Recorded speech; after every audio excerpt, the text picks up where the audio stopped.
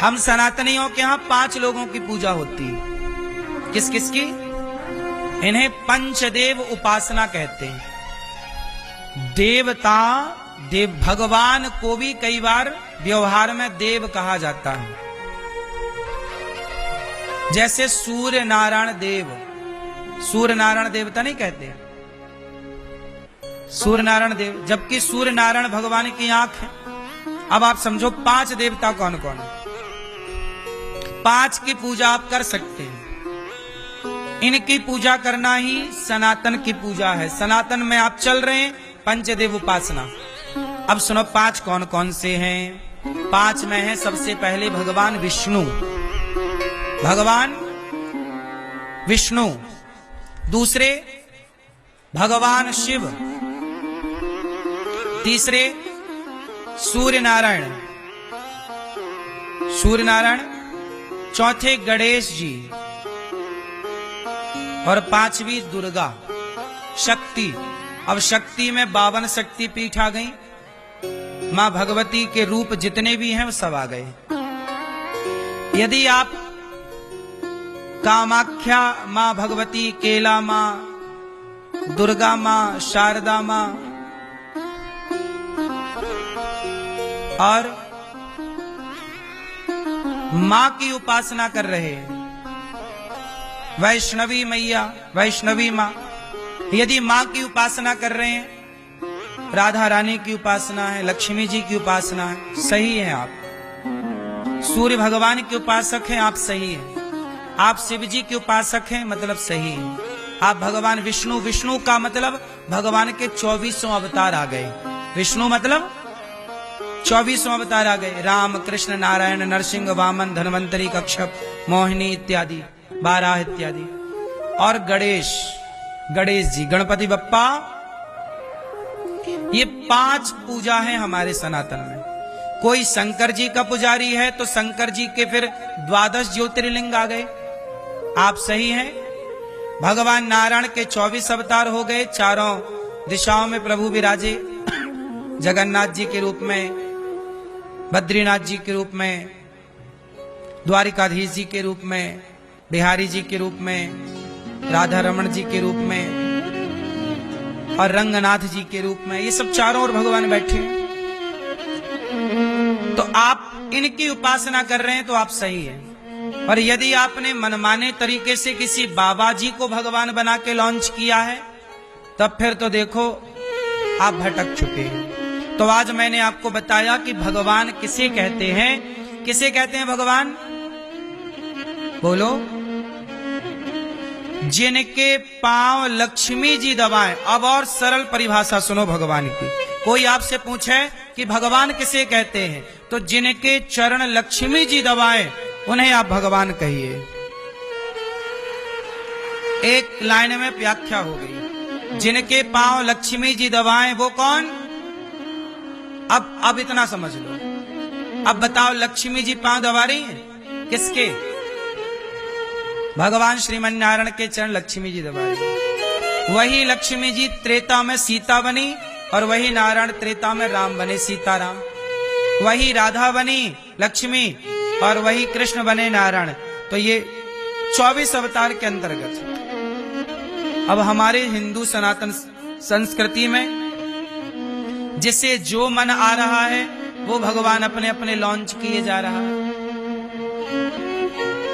कोई कबीरदास जी कोई भगवान मान के कबीर पंथ पूजा करने लग गए, जबकि कबीरदास जी खुद कह रहे हैं कि कबीरा सब जग निर्धना, धनवंता नहीं कोय, धनवंता सोई जानिए जिखे राम नाम धन होए।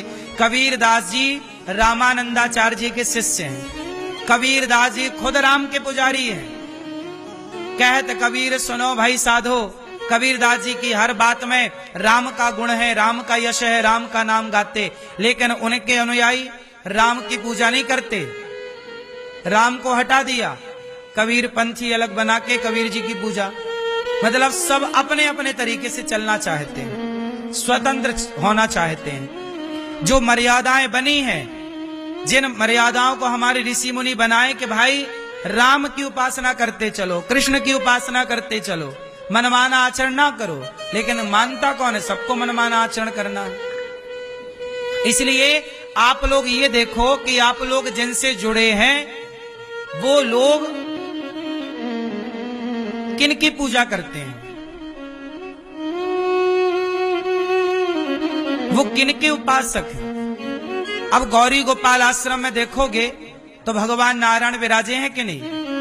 एक तरफ राधा कृष्ण भगवान और दूसरी तरफ सीता रामचंद्र भगवान विराजे हैं कि नहीं। यही सनातन की मूल परंपरा है, राम कृष्ण नारायण। भारत के पूरे कोने कोने में यही राम कृष्ण नारायण ही मिलेंगे आपको, हाँ या ना। यही नारायण विष्णु है, विष्णु सर्वगुण। कोई भी यज्ञ होता है, कोई भी जब यज्ञ होता है तो जो संकल्प होता है, कोई भी पूजा हिंदू पूजा करेगा तो संकल्प होता है ना, बोलो हाँ। पानी डाल के, कुसा डाल के, सुपारी रख के और दक्षिणा रख के और जब संकल्प चावल रख के जब होता है तो संकल्प होता है ना। वो संकल्प में सबसे पहले क्या बोला जाता है, विष्णु विष्णु विष्णु, 3 बार विष्णु उच्चारण किया जाता है। क्यों? चाहे शंकर जी का यज्ञ हो, चाहे विष्णु जी का यज्ञ हो, चाहे राम जी का, कोई भी भारत में कहीं भी यज्ञ होगा, शिव यज्ञ हो, सतचंडी हो, दुर्गा मैया की उपासना हो, पर संकल्प में विष्णु विष्णु ही बोला जाएगा। बोलो हाँ। यही प्राचीन भारत की परंपराएं हैं। अब मैं बात कर रहा था मोक्ष की। अब बता, मोक्ष देने का अधिकारी कौन है? क्या देवता मोक्ष दे सकते हैं? बोलो तो बताओ, मोक्ष कौन दे सकता है?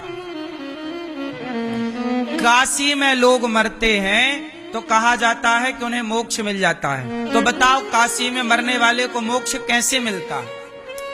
शंकर जी मोक्ष देते हैं कि नहीं? उत्तर दो, उत्तर दो। कैसे देते हैं शंकर जी मोक्ष? गुस्सा तो नहीं हो गए? अच्छा बताओ, शंकर जी मोक्ष देते हैं तो किसके बल पर देते हैं? एक चौपाई बोल रहा हूं, ध्यान से सुनना, रामचरितमानस में लिखी है, पढ़ लेना। चौपाई बोल रहा हूं, अर्थ करना आप। जासु नाम बल, बोलो जासु नाम बल, शंकर काशी देत सबहि सम गति अविनाशी। अर्थ है, जन्म जन्म मुनि जतन कराही, अंत राम कही आवत नाही। काशी में जब कोई मरता है तो कहते हैं कि शंकर जी उसके कान में आकर राम मंत्र बोलते हैं। कौन सा मंत्र बोलते हैं? जब तक शंकर जी कान में राम मंत्र नहीं बोलते तब तक काशी में मरने वाले की मुक्ति, तो काशी में भी मरने वाला तब ही मुक्त होता है जब शिव की वाणी से राम का उच्चारण होता है। ये है। तो अब आपको एक क्लियर समझना है कि मोक्ष देने का अधिकार केवल भगवान श्रीमन नारायण का है। भगवान किसे कहते हैं? जो मोक्ष दे सके, जिनके चरण लक्ष्मी जी दबाएं, वो भगवान है। वो भगवान जो ब्रह्मा को प्रकट करते हैं। नारायण की नाभि से क्या निकला? क्या? कमल। कमल में कौन प्रकट हुआ? ब्रह्मा जी की भ्रकुटी से शिव जी प्रकट भये। भगवान नारायण ब्रह्मा, विष्णु और महेश को प्रकट करते हैं भगवान नारायण। और भगवान नारायण सृष्टि को ब्रह्मा विष्णु महेश के हवाले करते हैं कि आप चलाओ। ऐसी तमाम सृष्टियां बनाना और बिगाड़ना ये भगवान नारायण का रोज का खेल है। मूल तत्व भगवान श्रीमन नारायण, वही शिव। शंकर जी के आराध्य कौन है? भगवान नारायण। इसलिए सनातनी लोग बड़े कंफ्यूज हो गए। हम ये सारी बातें इसलिए बताएं कि आप लोग किसी को भी भगवान मान लेते हो। अब देखो ना, किसी के ने 4 एक 4 खील ठोक दी, एक हाथ में, एक दूसरे हाथ में और 2 पांव में। तो लोगों को लगा ये भगवान है। बोले जिंदा है ये खील ठोकने के बाद भी? नहीं, हमारे, आप समझ रहे हैं, खील ठोकने के बाद भी जिंदा है। पर हमारे भीष्म पितामह के जो सैकड़ों खील ठुक गई आर पार, और फिर भी जिंदा है। भीष्म पितामह के बाणों से शरीर छलनी हो गया कि नहीं? फिर भी जिंदा थे वो भीष्म पितामह। सैकड़ों बाण चुभे हैं, आर पार हैं, फिर भी जिंदा है। हम उन्हें भी भगवान नहीं मानते, उन्हें भी भक्त मानते हैं, पितामह को। हमारे यहां भगवान सबको नहीं माना जाएगा कि 4 खील ठोक गई भगवान। थोड़ा चमत्कार दिखा दो भगवान, चमत्कार। कोई ने जादू से दिया जला दिया, अरे ये तो भगवान है, देखो दिया जला दिए। ये तो जादूगर भी कर सकता है। और उस जमाने में तो कैमरा वैमरा भी नहीं था, तो जादूगरों को आप भगवान मान लोगे? फिर जादूगर तो तुम्हारे सामने एक लड़के को जाल में बांधता है और कपड़ा डालता, कपड़ा हटाता है तो जाल के अंदर कबूतर आ जाते हैं। मैंने खुद देखा जादू। तो आप क्या सोचोगे, यार तो भगवान है, आदमी को गायब कर दिया, कबूतर बना दिया। यदि तुम्हें जादूगरों को भगवान मानना है तो फिर तुम्हारे बहुत भगवान होंगे, फिर हर जादूगर भगवान है। हुआ यही, सनातन का नाम बिगाड़ कैसे हुआ कि यहां पर जो कला दिखाए जादूगर बन जाए, लोग उसी को भगवान मान लेते हैं। चमत्कार। अब बताओ, हनुमान जी पहाड़ उठा लेते हैं, एक हाथ से ना उठा के ले आए लक्ष्मण जी के लिए, समुद्र को छलांग मार के पार कर गए। हनुमान जी इतने बड़े हैं, सूर्य भगवान के शिष्य हैं। हनुमान जी जैसा बल किसके पास होगा? आज बताओ, किसके पास इतना बल है? किस बाबा, किस गुरु घंटाल के पास? किसी के पास नहीं है। लेकिन वो हनुमान जी को हम लोग क्या बोलते हैं? ये राम जी के बोलो भक्त हैं। भगवान की उपाधि, भगवान की तुलना तो हनुमान जी को भी नहीं मिली। बोलो, फिर सनातन समझो। ऐसे किसी को भी भगवान मान लेने से ना अपराध हो जाता है।